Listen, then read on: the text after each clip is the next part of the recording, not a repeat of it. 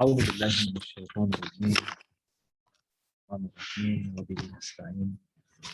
والصلاة والسلام على سيدنا ونبينا وحبيب قلوبنا والشفيع نفوسنا أبي القاسم محمد وعلى أهل بيته الطيبين الطاهرين. اللهم صل وسلم وبارك على سيدنا محمد وآل محمد. Last week we spoke about the four faculties of the human soul, for those of you who are present, I think everyone. And we segmented the faculties or the powers of the human soul into four. The first one of them being what we call the power of intellect, or what is known as al-quwwat al-aqliyya, the aql. The intellect is that power, that mechanism within this immaterial soul, according to Islamic tradition, that has the ability to know, that has the ability to perceive, that has the ability to reflect and contemplate. But more than that, going back to the first point, the ability to be receptive toward the teachings and the commandments and the guidance of Allah subhanahu wa ta'ala and his divinely appointed messengers via, of course, this tool. The second faculty or the second power of the soul that we had spoken about was the power of desire, or what is known as Shahui. Doesn't matter the order, as long as, of course, we know that the intellect is the most important one. The other three kind of follow suit, and we'll talk about that today, inshallah. The second, of course, is what we said is human desire. Desire for food, desire for sex, desire for power, desire for drink. The bodily desires, the material desires that this human being seeks.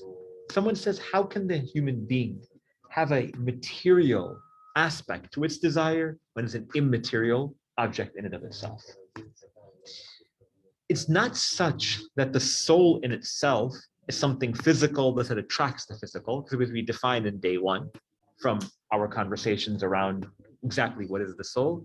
We said that the soul is something that is metaphysical, meaning it's not something that you can touch, not something you can smell, it's not something that you can feel, so on and so forth. But rather, it gives off the impression that the body is the most important tool of the human being, right? We know that the human being, we have a physical, we have a spiritual, we have a mental / intellectual, and caring for our physical health is just as important as caring for our spiritual health and so on.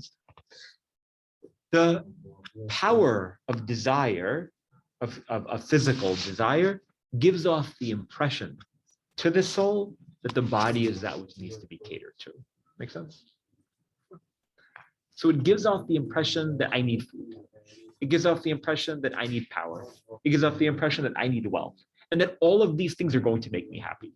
This is normal. Every single human being experienced this at numerous junctures and at times, or maybe for most people, they experienced it only in their life, this particular power, overcoming the power of intellect and the ability, again, to be perceptive of Allah subhanahu wa ta'ala. For most people, the biggest reason why they sin, why they transgress God's boundaries, is because of their attachment or their attraction to this world. And Allah subhanahu wa ta'ala, again, he mentions within the Qur'an that he fashions within the human being this power that can be, of course, channeled in the right way. And we mentioned exactly what are those sort of virtues: procreation, family, wealth, so you can do good with it, so on and so forth. Good. The third power that we had mentioned is what it, excuse me, is what is known as al-quwwat al-ghadabiyya, the power of anger. The power of anger. Every human being experiences anger as a natural emotion, to when we get tired, to when we get hungry, to when we get frustrated, to when we see oppression or injustice, when someone takes away our rights. The way that we respond to that which we are witnessing can either be a virtue or a vice. We can either utilize this power for good or for bad, like every other. And what was the fourth one? Anyone remember? Al-quwwat al-wahmiyya, which means is with regards to, anyone remember? Imagination. The power of imagination. Very good. The imaginative power, that ability to be curious, but at the same time allow for us to lead our curiosity, or procrastinate, or a whole host of other things. You can set yourself really lofty goals to doing things that are very meaningful, and then work toward achieving those goals as something positive or a virtue that comes and stems out of this power of imagination. But on the flip side, you can also utilize it again to take you away from the remembrance of Allah subhanahu wa ta'ala. We don't take so much time today. I mentioned to you that we were initially not going to be having this lesson today or this discussion today because of another program, because of conflict. Yes. Last time you defined the intellect as the ability to perceive divine revelation, right? So we had the example of the Qur'an, but are there any other examples? Oh, yeah, we're going to talk about that today, actually. Oh, yeah. So today, inshallah, what we're going to be doing, very briefly, is we're going to dive into a lengthy report, a lengthy hadith, as narrated by the seventh Shi'i Imam, Imam Musa ibn Ja'far al-Kadhim, as he narrates to his companion, a man by the name of Hisham ibn Hakam, whereby he defines what the intellect is and how we are able to allow for the intellect to truly overpower or lead all of the other faculties, all of the other powers, because that's the goal at the end of the day, right?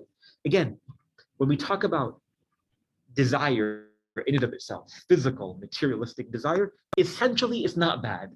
Anger in its essence is not bad. It might be connotated with negative things, but it is not bad in and of itself. What is bad is channeling it in a direction that goes against the divine revelation, going against what Allah subhanahu wa ta'ala has prescribed, or in other words, going against the intellect. So it's super important for us to take a look and figure out and reflect and contemplate and think about ways that we can facilitate for this intellect to be the leading force in guiding us to where we need to go. So let's take a look at this tradition. Again, it's narrated by Imam Musa ibn Ja'far al-Kadhim, as he narrates to his companion, a man by the name of Hisham ibn Hakim. He states, as part of, again, very lengthy, we'll just take a look at a couple of lines, and this will sort of help us to answer your question. He states, Ya Hisham, Inna Allah Azza wa Jal akmala lin-nas al-hujaj bil-uqul wa afda ilayhim bil-bayan wa dallahum ala rububiyyatihi bil-adillah. فقال وإلهكم إله واحد لا إله إلا هو الرحمن الرحيم إن في خلق السماوات والأرض واختلاف الليل والنهار إلى قوله لآيات لقوم يعقلون. He tells him, he says, oh Hisham, listen to what it is that I got to tell you. Then he said, surely God has completed and perfected within the human being this intellect. And he has given them, virtually in summary, and he has given them, meaning the human being, the ability to know God and to perceive Allah subhanahu wa ta'ala via God's signs. What are God's signs? He continues. فَقَالْ وَإِلَهُكُمْ إِلَهٌ وَاحِدٌ. Then he quotes a verse of the Holy Qur'an until he states these lines from this verse.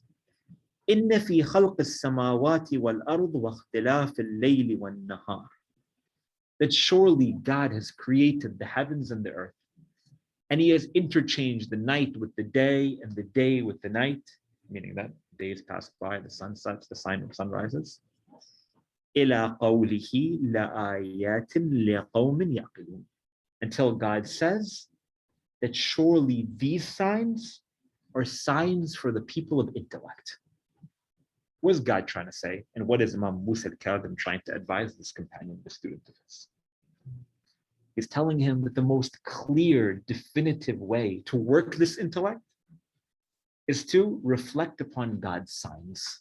What are God's signs? God's signs is literally what he's saying. The creation of the heavens and the earth, the sun setting, the sun rising, the moon in the sky, and then God concludes that these are ayat liqawmin ya'qilun, for the people who utilize their intellect. Meaning that people who don't look up at those clouds that are really beautiful and the little bit of purple that you see in the sky, if you don't think about that, you don't see it, you neglect it day by day, then what are you except for someone who doesn't utilize their intellect? He continues. And you'll see this as a common theme. Yeah, Hisham, again. Oh, Hisham, listen to what I gotta say. قد جعل الله عز وجل ذلك دليلا على معرفته بأن لهم مدبرا فقال وسخر لكم الليل والنهار والشمس والقمر والنجوم مسخرات بأمره إن في ذلك لآيات لقوم يعقلون. He states, "Oh Hisham, surely God, again, He has made all of this as a pathway to His knowledge, to knowing Him. If you want to know God, then look up at the sky, look up at the sun, look up and see the creation and His signs present around you. For surely He says that He is the organizer of all of this. He's the one who takes care of it. He's the one who facilitated." And then he quotes the verse of the whole of Qur'an when he states, فَقَالْ, meaning Allah said, وَسَخَّرَ لَكُمُ اللَّيْلَ وَالنَّهَارَ وَالشَّمْسَ وَالْقَمَرَ وَالنُّجُومُ مُسَخَّرَاتٌ بِأَمْرِهِ, that God has placed in the horizons the sun and the moon and the stars.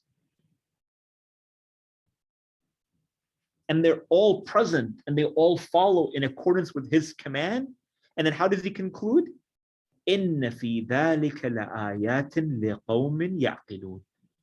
Again, God concludes this verse by stating, surely these are signs for people who utilize their intellect, for the people of intellect. وَقَالْ حَمِيمٌ وَالْكِتَابِ الْمُبِينِ إِنَّا جَعَلْنَاهُ قُرْآنًا عَرَبِيًّا لَعَلَّكُمْ تَعْقِلُونَ.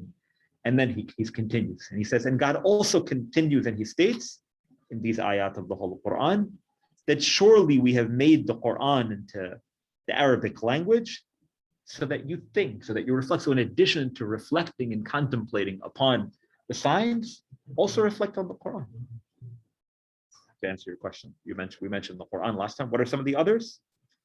وَقَالْ, and he continues, وَمِنْ آيَاتِهِ يُرِيكُمُ الْبَرْقَ خَوْفًا وَطَمَعًا وَيُنَزِّلُ مِنَ السَّمَاءِ مَاءً. That when you see lightning and thunder in the sky, some people they become fearful, but some people they become excited. Why would some people become excited? What would be the benefit? Think about it. Especially maybe not in this part of the world, but when there's thunder and there's lightning, that means there's rain. When there's rain, there's growth of crops, and there's drought particularly. So he states, God says in this verse, he's quoting another verse of the Quran, in which he states, he says, look up, when there's thunder and lightning in the sky, from my servants, you see some people who are excited and some people who are scared. Those who get happy, they're looking for something. Those who get scared because of the power and the majesty of God that's being put on display. وَيُنَزِّلُ مِنَ السَّمَاءِ مَاءً فَيُحْيِي بِهِ الْأَرْضَ بَعْدَ مَوْتِهَا إِنَّ فِي ذَلِكَ لَآيَاتٍ لَقَوْمٍ يَعْقِلُونَ. Again, he continues. And he states that from this, God allows for rain to fall down from the skies, quoting the verse of the whole of Quran, and He brings the dead back. He brings life from the dead, meaning from the plants and from the crops. إِنَّ فِي ذَلِكَ لَآيَاتٍ لَقَوْمٍ يَعْقِلُونَ. He continues and he states, and surely, again, this is a sign for the people of intellect. Ya Hisham. He continues. Imam Muslim Kadhim, the seventh Imam, he continues. He says, Ya Hisham, O Hisham, ثُمَّ وَأَضَى أَهْلَ الْعَقْلِ وَرَغَّبَهُمْ فِي الْآخِرَةِ فقال وما الحياة الدنيا إلا لعب ولهو ولدار الآخرة خير للذين يتقون أفلا تعقلون. What are some of the other things that stimulate this intellect? He states, O Hisham, and then God continued, meaning in the Quran. He continued and he advised the people of intellect, the people who are able to be receptive, about the benefits and about the beauty and the fact that they should have desire in the world beyond this one. And what did he state? He said, meaning God said, وَمَا الْحَيَاةُ الدُّنْيَا إِلَّا لَعِبٌ وَلَهْوٌ. And what is this world except for play and amusement? What is this world except something transient? وَلَدَارُ الْآخِرَةُ خَيْرٌ لِلَّذِينَ يَتَّقُونَ. And surely the world beyond this one, the next world, meaning after we pass away, we transverse from the dunya to the akhirah, is better for those who have taqwa, those who have God consciousness. And then how does God conclude the verse? Anyone can guess? Based on how we've been going? Surely this is a sign for people of intellect. Close, yes. أَفَلَا تَعْقِلُونَ. Why don't you think? Why don't you utilize your intellect? أَفَلَا تَعْقِلُونَ. So what does he say again? So in the beginning, he starts talking about his signs. Then he concludes all the when guy talks about the sun and the oceans and the moon and the stars, he concludes by saying, surely these are signs for the people of intellect. And then in this verse, he talks about how this world is play and amusement. And then he states, but only those, or do you not think, or are you not the person of intellect? Don't you utilize your mind a little bit? He continues. Waqad, meaning God said. Imam Kadhim is telling his companion, his student, Hisham, his disciple, Hisham, waqad, وَمَا أُوتِيتُم مِّن شَيْءٍ فَمَتَاعُ الْحَيَاةِ الدُّنْيَا وَزِينَتُهَا وَمَا إِنَّ اللَّهَ خَيْرٌ وَأَبْقَى أَفَلَا تَعْقِلُونَ. He states that God continues, and he states that everything that you've been given in this world, in this dunya, is good. Nothing wrong with it. It's pleasurable. You can have fun. It's all good. And this is even a sort of an adornment of this world.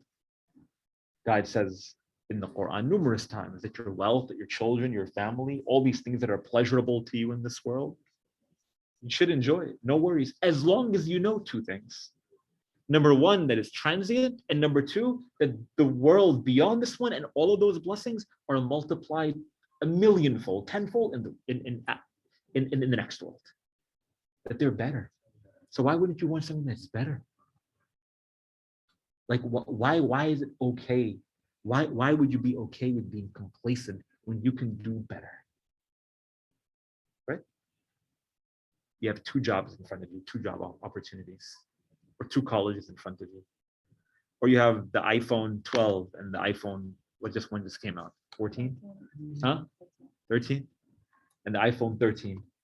And literally they will say, I'm not going to ask you for any sort of financial, I don't need any payment. Literally, you give me this one and I'll give you a new one. No one's going to say, yeah, I want this one. It's so much nicer. It brings me back so many good memories. They're going to say, no, the camera is better. The processor is better. It's faster. You have two jobs in front of you. One of them, they both have the same exact job description. They're both in the same location. One of them pays you double the salary. Why would anyone say, oh, I'm comfortable here? Yeah. It's like in the Western world, there's just a different understanding of what the intellect is. I know, yes. And it's like very based on rationality. It's like if like let's say an intellectual, like most intellectuals in the Western world will look at the sky or look at thunder or look at anything that happens in nature and just attribute it to science, or not see it or understand it as a sign of God's existence and like omnipotence. So like how, like what would be a response to that? Like this, like not even from a religious point of view, but like there's have you heard of the fine-tuning argument? No. It's basically an argument in favor of the existence of God that that states that given that we live in a place or on a planet where everything is so like finely tuned for our survival and our prosperity, like that in itself is enough of a reason to believe in God, because like if anything were different, if we were a few thousand miles like more away from the sun or closer, like then we wouldn't be able to we in Islamic theology, there's a principle when it comes to studying God, or speaking polemically with those who don't believe in God. A principle that's often employed is probably very similar to the fine-tuning argument you said. It's called qa'idatun nidam. Like look at the organization of the world, right? If one thing was a little bit different, if the temperature was 1 degree warmer in the world or 1 degree colder, there would be so much dysfunction taking place kind of in society. But this sort of perfection virtue that we're in is amongst the proofs. And I don't know, it's not my particular like expertise, but from the literature and from what is available out there, I'm sure that in a personality like Stephen Hawking is probably much more like intelligent than I, right? In terms of debating the sort of lack of the presence of God, in the first place. But I would say that, and again, I don't know the answers to the questions, but I would say that in understanding what like the religious tradition says about the intellect, about the aql, and about its receptivity, stems from first and foremostly this belief or conviction that we have that the human being is created with what is known as the fitrah, which again is like more important that we have conviction than trying to figure out how to explain it, like to your professor, right, who may not believe in God, for instance. And I think that itself is a completely different discussion. But to understand that the human being has been given something known as the fitrah. In other words, the ability to know God, right? The fact that we are born with this understanding that there is a higher power that you need to be submissive to, right? Which is why we're taught, to like not lie to our children. Because when we're young, we assume that our ultimate sustainer is our parents, And so when we want something, we cry. When we want to get clean, when we want to eat, when we want to drink, when we want to sleep, because you don't know those skills. Because we assume that our mother, our father, our caretaker is going to be caretaking for us when we need those things. That in itself is a demonstration that we, from the moment that we were born, are innately fashioned towards some sense of hierarchy, right? This is how like most Muslim theologians, in other words, would explain that though. But I think going back to like the question in and of itself, it's probably part of a longer discussion. But I think the fine-tuning argument is something that I'll look into and kind of see how it parallels with kind of like what a lot of Islamic theologians, Muslim theologians have to say about that as well. Let's go through maybe two more because it's a very lengthy report. It continues. Yeah, Hisham. Again, Imam Musa al-Kadhim is telling his confidant, his student, Hisham ibn al-Hakam, يا هشام ثم خوف الذين لا يعقلون أبابه فقال عز وجل ثم دمرنا الآخرين وإنكم لتمرون عليهم مسبحين وبالليل أفلا تعقلون. He says, then after God, he advises the believers, the people of intellect, about the reward of the world beyond this one, telling them it's better. Why would you want something so simple when you can get something better? Then he speaks to those who don't have intellect, who don't utilize their aql. And he reminds them, or he tells them about their punishment. And he gives an example whereby Allah subhanahu wa ta'ala punishes the communities of the past prophets, ثُمَّ دَمَّرْنَا الْآخَرِينَ, and then he destroyed many a civilization before, as he mentions in the whole Qur'an. And then he concludes that verse by telling them that, in the morning, everything will be okay. And at night, that's it. You lost everything. Life is passing. Life is transient. It passes by in the blink of an eye. أَفَلَا تَعْقِلُونَ? Do you again not utilize this intellect? Ya Hisham.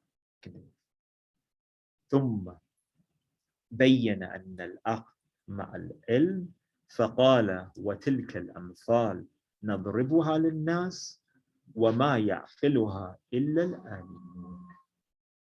Then he continues, meaning that God continues, and he tells us about the importance of utilizing the intellect with knowledge. Now this is important, and we'll conclude maybe over here, inshallah.